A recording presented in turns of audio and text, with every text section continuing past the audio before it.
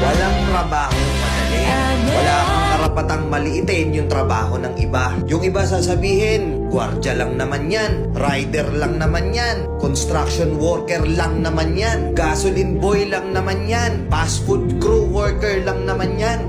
Pucha, nagkaroon lang tayo ng maganda-gandang klase ng trabaho. Akala na natin kung sino na tayong entitled sa mundong to. Pinamaliit natin yung mga taong mas mabababa yung sakit sa atin.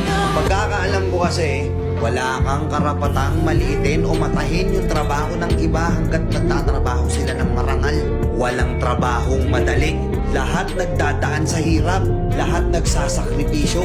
Kaya kung iniisip mong porket maganda-ganda yung trabaho at malaki-laki yung sinasahod mo, mamaliitin mo na yung mga trabaho ng mga taong nagtatrabaho na mas maliit yung sahod sa'yo. Mag-isip-isip ka. Baka bawiin sa'yo yan. Baka biglang bumaliktad yung mundo at sila naman yung umangat. Kahit anong trabaho mo, magpakumbaba ka pa rin. Bilog ang mundo, hindi palaging nasa taas ka. Kaya hanggat maaari sa lahat ng oras, magpakumbaba ka. Diba?